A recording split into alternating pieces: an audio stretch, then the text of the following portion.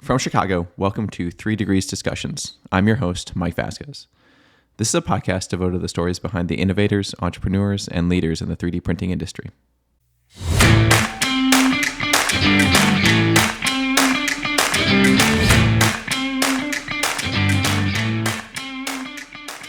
One of our customers came to us and said, look, as long as you guys are going to be building new tooling, you need to be looking at additive manufacturing, because to remain a supplier for us, we're going to need you to have this ability, this capability.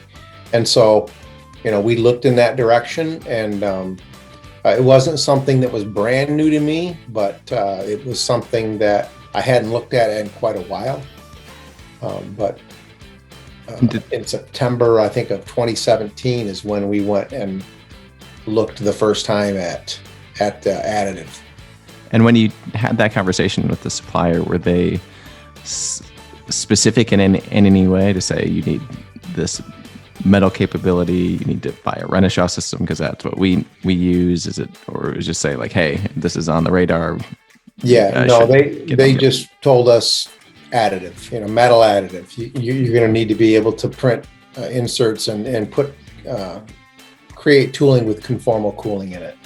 So we started looking around, and there's a lot of different systems out there, and all of them have their strengths and all of them have their weaknesses, right?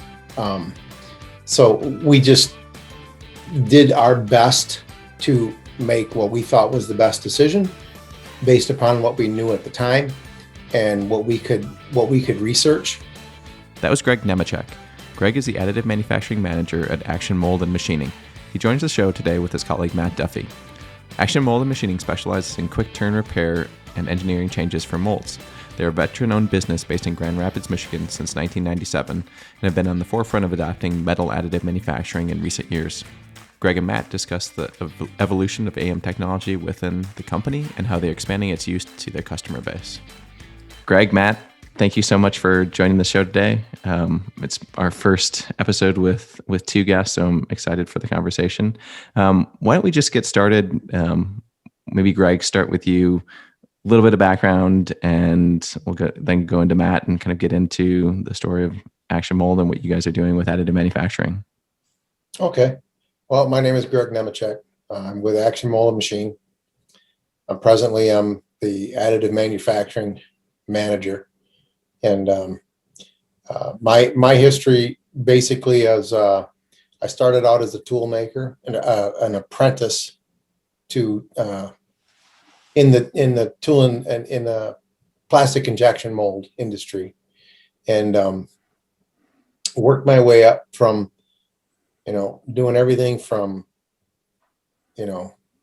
sweeping floors to working in the design department, running the CNC department. At one point, I moved from the manufacturing side into the IT side, and I worked as an IT manager for a number of years, and then kind of moved back into the design side, and then from there into additive. So that's kind of my a brief synopsis of my history in the trade.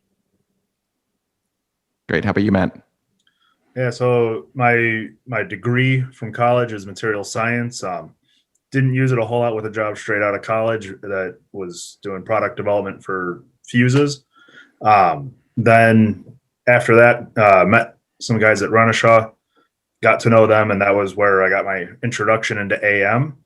And from there, it really became a trial by fire for a while. Just kind of figure it out and break the machine, fix the machine, and see what you can do to push the limits of it. And kind of as time went on with that, the team kind of grew.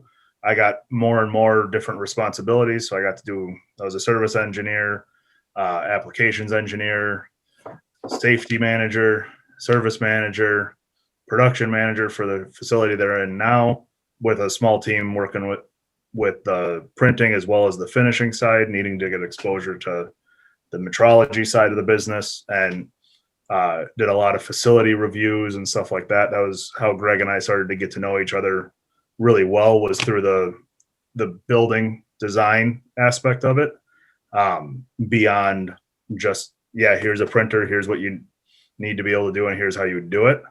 After about 5.5 years there, I went to EWI as an applications engineer and got exposure to really every other type of metal AM. And that's what drew me there, is getting to play with more toys. Got to get hands on some very large scale machines, ones that I was standing inside the chamber with a couple other guys, which is very different for me. I was used to really small parts, and now I'm standing inside machines with other guys. And from there, just kind of, I'd actually kept in touch with Greg. Him and I got to become friends over time, and just kind of went on from there. Then last year, the way that everything kind of came together, I was no longer with EWI and worked with Greg kind of just socially, answering questions that I could. Did a little bit of contract work for him last summer, and then more formally joined them kind of September, October timeframe last year. And from then, it's really just been trying to build the business, trying to help answer any questions that I could from an application standpoint, going through some of the little tips and tricks I've learned from needing to be behind the scenes working on the machines, and really just trying to help get as much out of the machine as we could, which fits with, I think, kind of how a tool maker tends to do things with a CNC, is really push what they can as best as they can. And what drew me to Action really was their capability to go from design all the way through print, machine, polish, CMM, and even running some of the molds. So I was really getting exposure to a lot more experience behind the scenes of what goes into making an end part. So every day I learn a little something new that was beyond my AM background, but it's all part of the picture for AM. So Greg, can you give us a little bit of background on Action Mold and kind of historically what has the company focused on, kind of typical customers, and then we can kind of get into the story of how additive kind of evolved into that as well. Sure. So Action Mold started in, I think, 1996 is when they opened their doors for business. And at that time, they called themselves the emergency room for molds. Their website had a picture of an ambulance on it. So, their claim to fame has always been quick turn on engineering changes and repairs. They typically would have worked 7 days a week whenever it's required. If somebody calls on a Friday and they have a tool that's running production and it's broken, they'll go out and they'll get a handful of people to sign up to work the weekend, and they'll bring the tool in, break it down, make the repairs, put it back together, do a PM on it, and get it back on the truck and usually get it out the door by Sunday evening. That still means downtime for the customer because they're running around the clock a lot of times, but their shifts are usually a little bit thinner on the weekend. So they try to have a bank of parts set aside, so if something goes wrong, they can send the tool out right away. But obviously when it breaks, it's you send it out. And so that's how Action Mold really built their business. It was around engineering changes and repairs. Being in Michigan or Grand Rapids area, was automotive a big focus of like typical industries that you'd be serving? Yes, okay. Automotive. We also do some stuff for housewares, a Tupperware, and things like that. We've done some work for Bissell and different companies like that. But automotive is primarily the focus of what Action Mold does. Most of the tools they work on are automotive.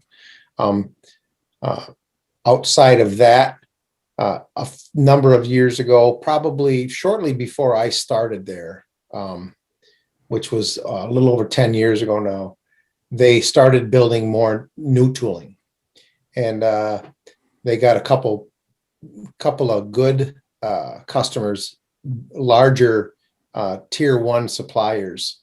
And they started using Action Mold to build some of their new tooling. And so we've kind of slowly moved into gearing the shop to do more and more new tooling. And so with that, one of our customers came to us and said, look, as long as you guys are going to be building new tooling, you need to be looking at additive manufacturing, because to remain a supplier for us, we're going to need you to have this ability, this capability.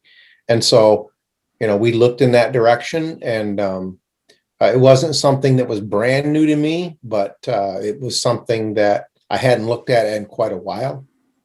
But in September, I think of 2017 is when we went and looked the first time at additive. And when you had that conversation with the supplier, were they specific in any way to say you need this metal capability, you need to buy a Renishaw system because that's what we use? Is it, or is it just say like, hey, this is on the radar? Yeah, no, they just told us additive, metal additive. You're going to need to be able to print inserts and put create tooling with conformal cooling in it. So we started looking around, and there's a lot of different systems out there, and all of them have their strengths and all of them have their weaknesses, right? So we just did our best to make what we thought was the best decision based upon what we knew at the time and what we could research. And Renishaw seemed to be a good fit for us. Their build chamber was comparable to most of the other ones out there that we were looking at the time. And they made us, they made us feel really good and really comfortable getting together with them to make this thing work and to make it go. And they've always been there to help us along and get us over the trouble spots. And Matt was always key to that especially when we were just getting things rolling. I probably called him once a day for the first month, and it was difficult at times, frustrating at times, but anytime you're going to birth anything new, it's going to be difficult, right? You're going to go through some growing pains. You're going to go through some things that make you kind of sometimes wonder, geez, why did I get into this? But it's where you got to go. And when you sit back at the end of the day, you look at it and you go, yeah, I just got to accept that this is what it is. And this is what we got to do for now. And these are the things we have to do to get through. And you make the calls, you talk to people, you send emails, and it all eventually comes together, and it begins to take wing, so it's kind of where we're at right now. We've got things moving along well.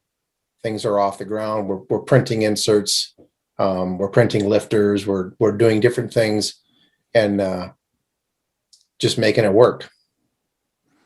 So Matt, can you tell us a little bit about kind of from stepping back in history a little bit, kind of when you're on the other side at Renishaw, working with new customers like Greg or new potential customers? What is that a common story, kind of what Greg just articulated, where, okay, hey, we're kind of new to the technology, we want to get in, we see Renishaw or as having particular advantages and say customer service, like what's the kind of the typical story that you saw stepping back on the other side? Yeah. So, back then, one of the jobs I had was trying to help show some confidence in Renishaw as a company, being able to talk through kind of end-to-end support from print through machining through everything else because of their portfolio. But really it was being asked, we need to help customers really get off the ground. And for a lot of customers, it was, they were just getting into it. The last year or so that I was with Renishaw, you had customers that had already been in AM for a while. So working with them was very different than working with a company like Action. right? Or even companies that were new to it that were several thousand employee companies that were just getting into AM was very different than working with Action where they're under 50 people, right? So it was always a little bit, each case was a little bit different, but it came back to a lot of the same questions, right? So it was, well, so what do I need to actually have for power or ventilation, or what should my floor actually look like, when stuff like that. And that was true whether it was a aerospace company or a mold shop. That was, but so that was an interesting kind of similarity across everybody. But where I found the difference was, some of the smaller businesses were almost easier to work with because they didn't have some of the bureaucracy that had to go along with it, right? So you have these companies that are massive aerospace or medical companies that have, all these procedures already in place of how they bring in a new machine. And a lot of those companies didn't necessarily have people that were as versed in the technology to understand, here's what I'm actually bringing in, as opposed, so they were just reading, there was somebody had a fire with metal powder in Germany or in Canada or California or wherever it may be, and they get really scared. They say, oh nope, now we got to redo this, and it would blow up into several $100,000 more in facility needs on their end. Whereas working with Greg, I drove out from Chicago to Grand Rapids, and we sat for a couple hours looking at building plans and said, yeah, we can consolidate these two offices, take down this wall, tear up the flooring, and we can make an AM room right here. And it went fairly smooth. It was answering questions contractors had of what voltage was needed, what current, what kind of oxygen sensors should they buy without building it into the whole facility, stuff like that. But it was almost easier with a really small business to get it integrated than it was for some of the larger ones. But that was where I built a lot of relationships with a lot of the customers, because I got to know them very closely in terms of what their thought process was before they even got the machine installed. So then when they'd come in for training, or someone would go there for training, I had a little bit better idea of how to communicate with them, what kind of correlations you could make. And that was the other side, that you didn't really know. A new company that's all, newer, younger engineers that haven't been in manufacturing for a long time have very much the AM specific lingo down. And then you go and talk to guys that have been machining parts for 20 years. They have machining lingo really down, and trying to draw the correlations between there can become a challenge. There's a lot of times that when you're at AMOG, you'll have somebody walking around that's their background is machining, and they're saying, so you're saying that it'll build and it'll behave kind of like this setting on the CNC. And they're like, no, it's totally different. And I hear that and I go, no, it's the same thing. It's very similar. You got to look at it a similar way. And that was, my dad was a machinist for like 20 years, then worked for some of the machine tool OEMs. So I grew up around that kind of terminology and how it would all behave a bit. And I think that helped for a lot of different conversations. I think, Greg, you and I have had conversations where when I explain what somebody else in the AM world, that whether it was one of the guys at Renishaw or somebody at AMA, whatever it was, is explaining something in AM terms, and he says, this doesn't quite make sense. And then him and I are talking, and I say, no, think of it like this. And then it makes some of the correlations a little bit easier. And that's where I've enjoyed being able to find that correlation and helping create that communication between AM and additive and subtractive terminologies. There's always kind of a different experience based on who you're talking to, but it's always a fun one. This is probably a question for either or both of you. I mean, I guess when you think of kind of the types of AM parts that you're looking at, and Greg, you already mentioned kind of conformal cooling and mold kind of design, kind of what's the kind of true value of additive when it comes to those specific applications? What are the customers looking for? What are you guys looking for to kind of gain advantage over kind of the way you might think about your existing kind of customer products or work you're doing, and kind of future work that might be possible with additive? Yeah, I think, obviously, the advantages and the things that drive it are different for um, different companies, right? So for us, um, additive is a way for us to stay on the cutting edge and to stay ahead of the curve. Um, for our molding customers, obviously the attraction is the reduction of cycle time through the use of conformal cooling. And um, we've done some case studies. In fact, we're doing another one here. We're going to be doing another case study here pretty soon. But we've done case studies that show clearly that if you can conformally cool something and keep your cooling agent, you keep your water lines close to the cavity and consistent around the block,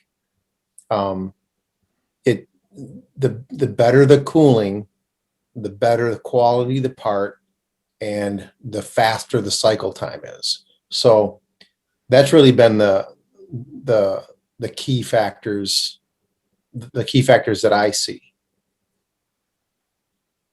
And how does that kind of adjust your design thinking when you look at kind of existing molds or customer molds that are coming in? Did you have to think about design in a different way than you may have conventionally with some Yeah, it really frees things up for you, quite honestly. Where before you always had to be thinking about, when you're putting in the water, you're thinking, well, it's a straight vector from point A to point B, and I have to get water from this level to this level. And you are always thinking, well, where can I place an ejector pin or a core pin, or where do I have to put my springs that go in the back of the tool that are going to help hold the ejector plates back. All of that stuff has to work around where you place your water. And with conformal cooling, it makes it much easier for you to position your ins and outs in places where it just works. You don't have to try to position so much a component and then position your water first and then build your component around it, or add components around it. You can put the stuff in where you want it, where you would like it, and then kind of look at the field and say, yeah, I can get water circuits in there. And then you can go in there and you can turn them around and make them go anywhere you want them to. So it really frees up the design side.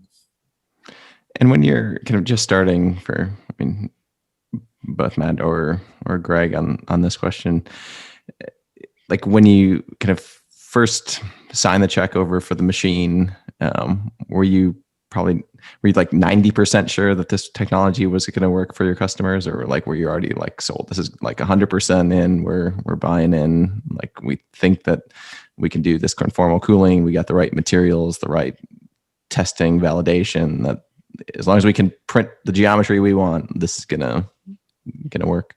Right, and that's the key right there. As long as you can print it, right? And for me personally, just looking at some of the designs that we had seen and how uniform the cooling was going to be, to me it's a no-brainer. And the case studies are proving that. But the caveat is making sure that as you design something, it's not just a free-for-all. You just can't do anything you want. You have to think about how you have water lines that might be moving around the block, and then they'll come to a junction where the line meets the in or the out. And you got to be somewhat thoughtful about how you allow those unions to be made, because if you create voids that are too large and the system can't self-support the water channel where it might meet another jacket, where it might come in and meet a larger diameter, you have to make sure that you put things in place that keep the areas that are thin from curling up and hitting the recoater and things like that. So, yeah, it's freed up the design side of it, and it was really much, for the most part, it was a no-brainer as far as if I thought it would work or not. But I've learned, and I'm learning what areas that you have to be careful of. We had one that we just did not too long ago. It was in the middle of the print stage, and I was watching the build, and something told me, yeah, you just better keep an eye on it. As there was Spidey sense, AM Spidey sense. Exactly. Yes, my Spidey sense was kicked in, and something said, you better keep an eye on this for a few minutes. And it was where there was a channel that was coming around, and there was a large diameter that came up that fed this whole circuit.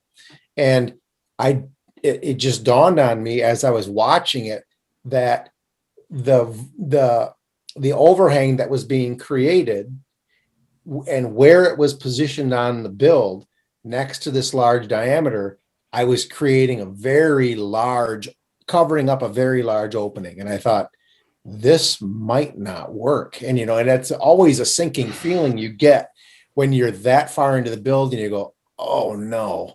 So then I stood there and I watched it, and sure enough, as it went to close that region over, that area curled up. And I thought, okay, well, I'll just watch it, and it might settle back down. And it just kept getting worse and kept getting worse and kept getting worse. And every time it would go to recoat, I'd say, one more pass. I got my finger on the e-stop, and then pretty soon I realized it's not going to get better, So I had to stop it, open the machine up, move the powder away, file down the bad area, and then recoat, re-inert, and start the build up again. And it flared up again for a little bit. And then over the course of the next 20 minutes, half hour, it settled back down and the build finished just fine. But it's those kinds of things that make you realize, yes, there's great flexibility with additive and with being able to print your inserts, but there are some limitations, and you don't always see them. You can follow all the rules, but if you put a couple features together, you may technically be following all the rules, but you're actually breaking them. Yeah, Matt, did you want to add anything there? Oh yeah, I was just going to say with that one, it was one that kind of the bog standard rules of, okay, what size overhang can you do? What size diameter holes can you use? And stuff like that were the questions that Greg was hitting from day one, before the machine. The guys were there to install the machine, and he was going to be coming to Renishaw the following week. And he's asking all these design rules so that you can have something ready to go. And we're like, oh, he learned from me the phrase, it depends. And he'd call me and he'd ask a question, and he's like, go ahead, Matt, let me guess, you're going to say it depends. And I said, yeah, you know that part. So I'll just get into the reason. And kind of from there, it was a bit of a continual parameter development process, because being able to do some, the larger the hole, the more water you can carry through it, but you also have to follow some similar channel guides, just like you would with traditional tools, of how much water you can actually pass through. So you can't have, a 3/8 inch connection for your inlet and then have that hole widen out to 2-inch diameter hole. It doesn't matter if you can print it or not. You just don't have the water flow to make it of value. And really trying to get it where they were looking at, okay, I can have a round hole here, but then have it tapered to change what the shape of the cooling channel is. And Greg's experience with design, being able to look at that, he started to get some really different shaped cooling channels. He started out with round, and then he said, I don't need it to be round. I can do a flat over here where it's a flatter surface is going to follow really that surface and have a little bit more even. So I would always look at the part files that I'd get from him and say, okay, I'm trying to figure out what his thought process was, which areas were going to be the hotter areas, just so I could try to learn for myself. But when it was last summer, Greg, when you guys were working on kind of some of the overhang parameters and had been getting success printing up to 20 millimeter diameter holes with no significant deformation. There's always a little bit, but Right. not anything that would stop us from being able to do it, which went basically I think fairly well beyond any of the standard size water lines that you're going to have in a tool that you're going to print inside the size chamber that we've got. So then it was, okay, now we know we can go this big. Now, if we taper it back a little bit, we can be a lot more confident and still get more volume by changing the shape.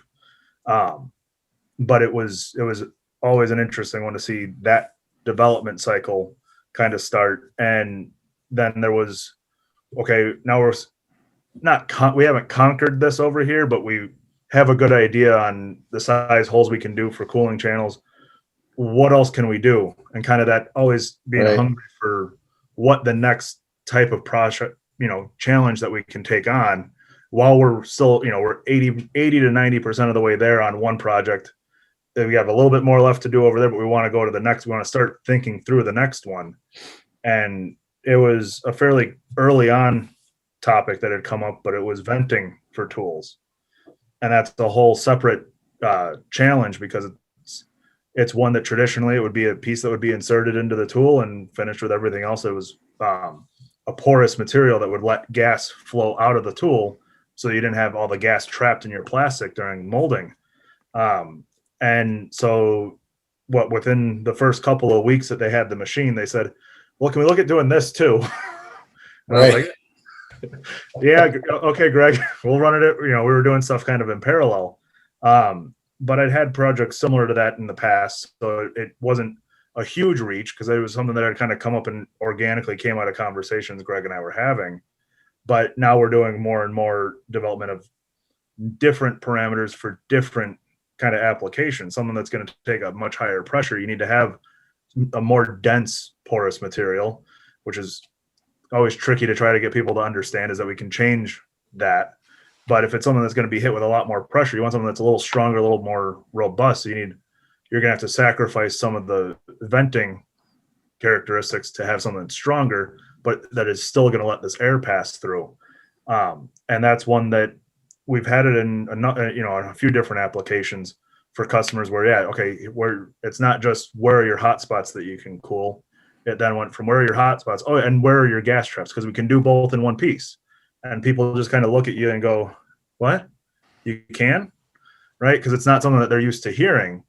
And that was always, so those were like the first two projects that were really kind of, all right, we haven't finished learning this piece, but now let's take on the next one. Right. And the whole team at Renishaw, when Greg first came in, were always kind of pulling the reins back on him, because he wanted to learn more and more and more. We're like, we've only got you for a week right now, Greg.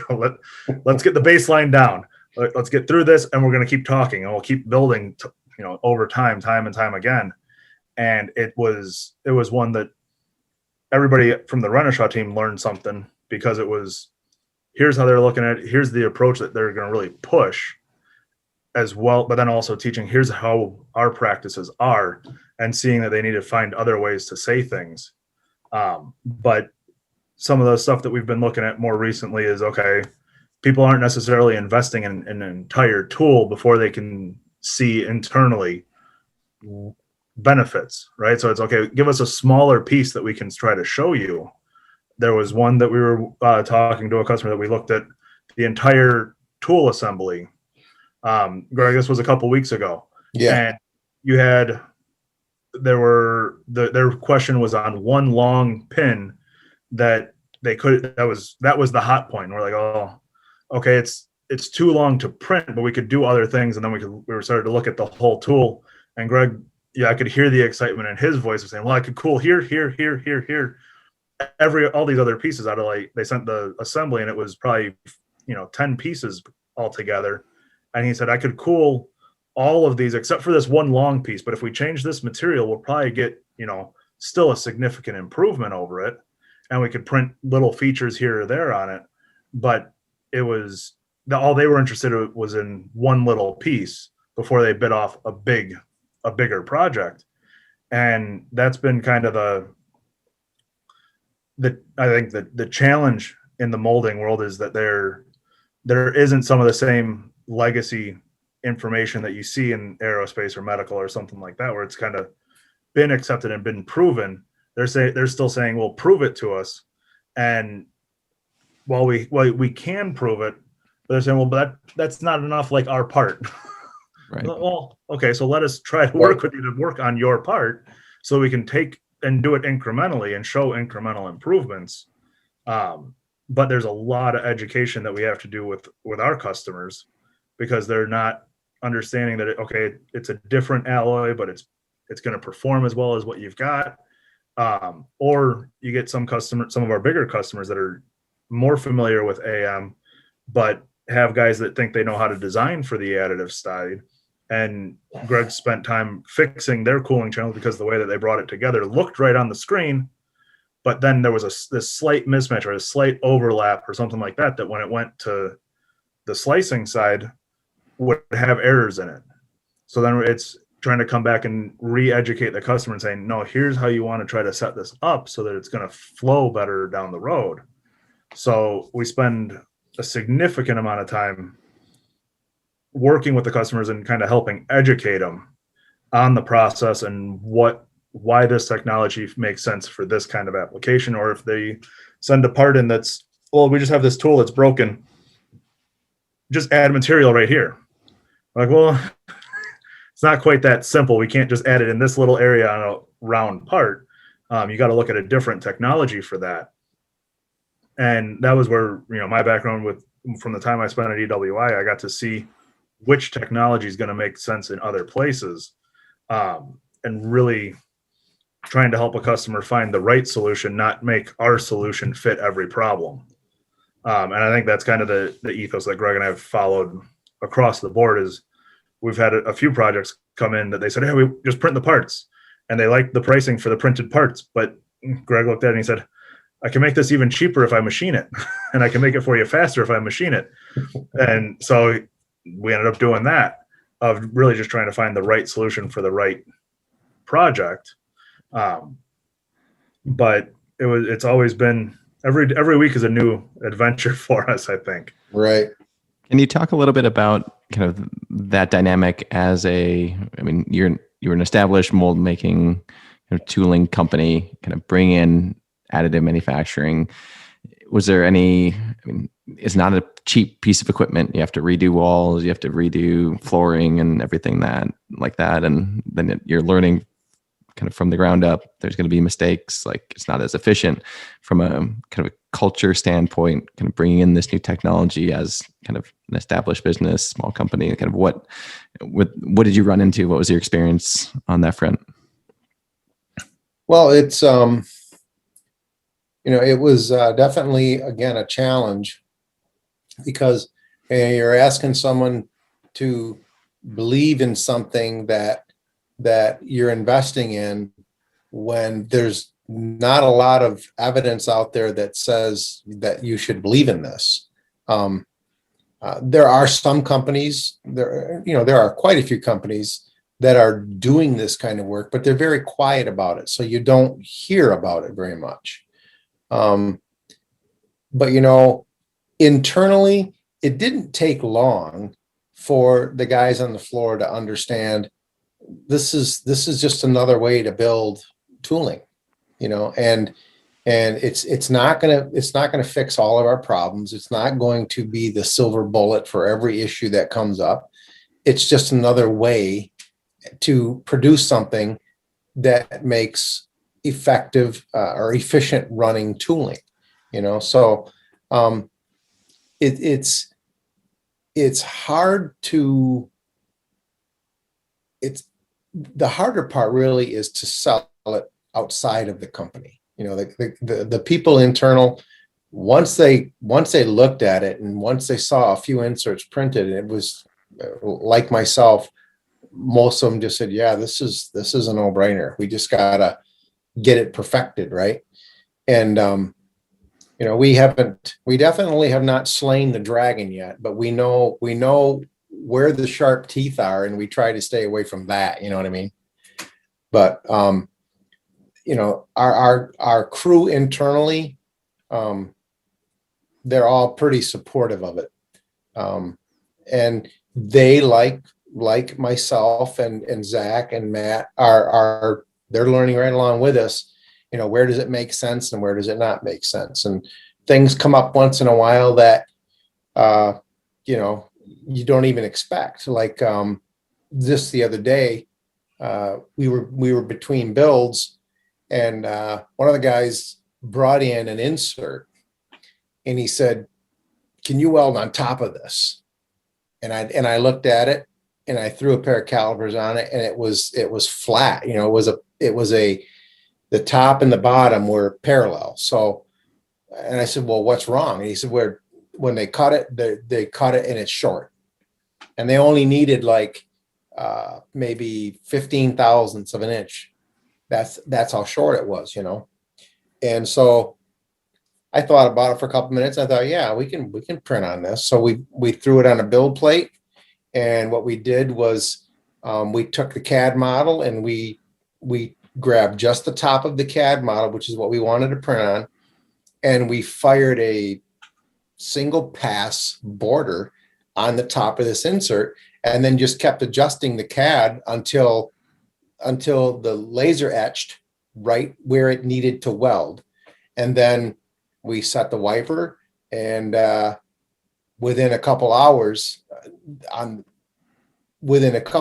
we had it completely welded. And the guys that were going to fix it manually were going to, because it was only 15 thousandths, they were going to laser weld it. And they were looking at, I said, how long? He said, probably 4 to 6 hours for me to sit there and laser weld that. And it took us an hour and a half to set it up and about 7 minutes to actually weld it. And, the guys came in and they were standing there peeking in the window while it was welding. And when it was all done, it was just an absolute perfect welding job, and I'm like, oh yeah, you're not going to get much better than that. It's CNC welding, and it's those kinds of things that that really make your day good. You know what I mean? When it comes in kind of out of left field and can you do this? And it's like, yeah, we can do that. And not only can we do it, we can do it quicker than you can do it manually. So those are the fun things, Sure. And I guess kind of as we kind of close out the conversation today, kind of what's exciting, what's on the radar for 2021? What are you excited to continue to learn about and kind of build out in your kind of product portfolio and offerings to your customers? Well, we can't give you too much information on some of the brand new things, but we have some very, very exciting things developing right now for venting tools. And we've seen what a lot of people are doing, and we kind of took it to the next level. And I think we're going to be able to produce some really cool products that are going to be very, very effective at venting tooling, and very, very easy to install and very inexpensive.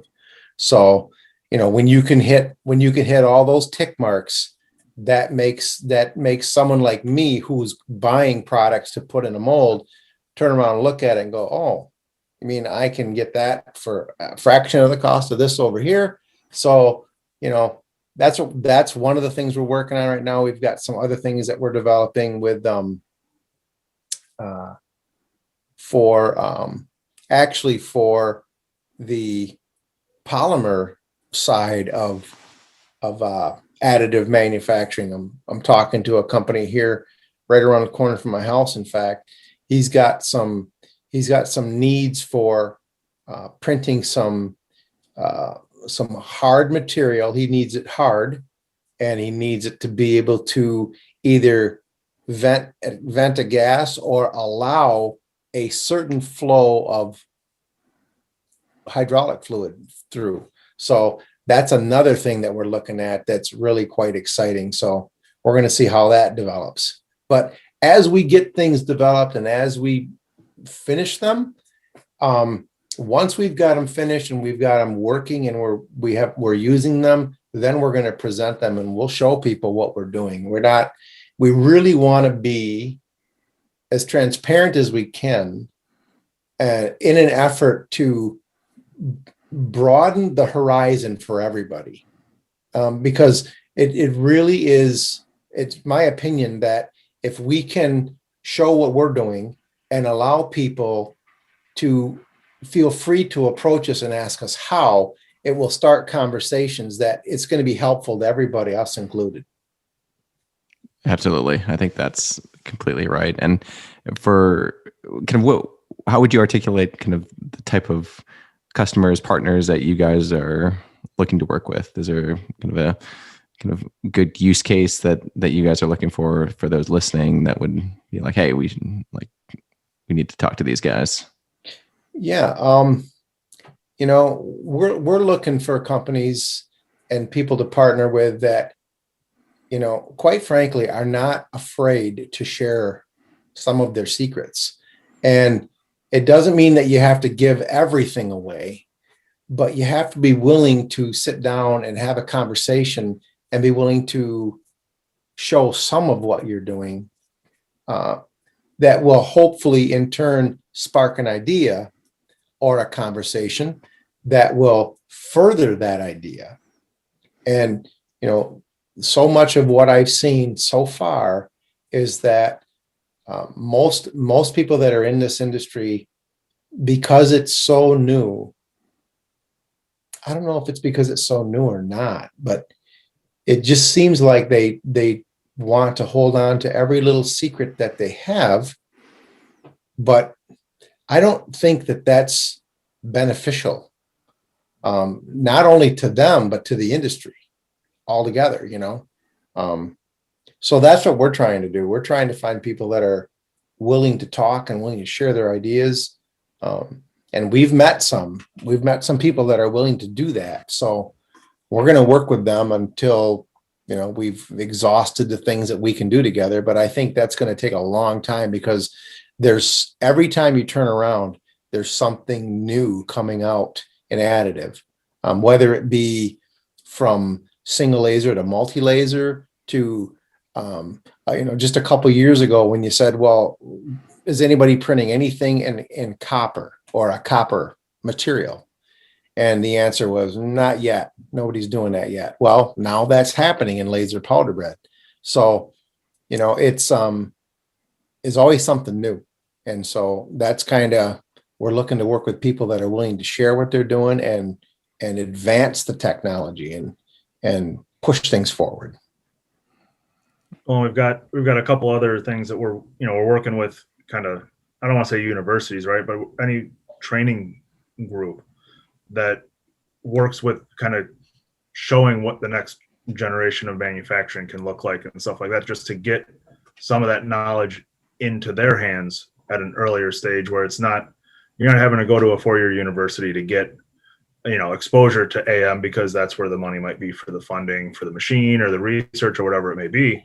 But it can be just a tech school or even just a workplace development type of program where it's here they're coming in because they want to advance. If you're talking mold making, they want to learn how to design the molds, how to approach maintaining the molds or new molds, repairs, whatever it may be.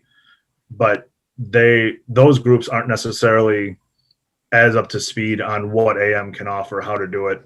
So we're talking with groups like that. We're trying to do what we can to get a more open dialogue going, whether it's through, mold making technology or any publication that we can talk to, or actual groups that are doing the training themselves, just to help everybody get up there. And that was what you asked the question of, what do you guys have up coming in the pipeline? Normally we say, oh, here's everything we're trying to do. And you caught us right as we had one project that it was really the first time we said that we told everybody in our team, don't say anything in detail about what we're trying to do. But if you see it like on our LinkedIn and stuff like that, really every project we're showing, design along the way. We're showing what it takes to design it, to print it, to machine it, and then run it. Really without we don't want to hide anything. It's just hard to show the whole process end to end in a 30-second clip, right? But we're trying to be as transparent as possible. and hoping that, people that say, well, can you take us through more of how you're doing this, and really try to, the old saying of give a man a fish versus teach a man to fish. We want to teach everybody how to do what they want to do with AM, in general, but specifically for mold making. And it's one, sometimes people seem a little reluctant to ask the question because now they're saying, okay, it's been around for a decade, and now I feel like I'm behind, or that it's a question that the guys aren't going to take any time to answer, or they've asked other people in the past and kind of been not talked down to, but kind of, oh, that's such a novice question, I'm not even going to spend my time answering it. Ask us anything, and we're open to the conversation. Yeah, if we have the answer and we can share it, which most cases we can, we will. And if we don't have the answer, we're going to say, oh, that's a good question, I don't know. We're not really afraid to say, I don't know how it's going to go. Yeah. But we're up for trying to find out. Awesome. Well, Matt, Greg, thank you guys so much for joining the show today. I really love what you guys are doing. We'll put all your kind of contact info, websites up, and certainly LinkedIn kind of videos so people can check those out and keep up with what you guys are doing. So thank you so much for joining tonight. Thank you for having us.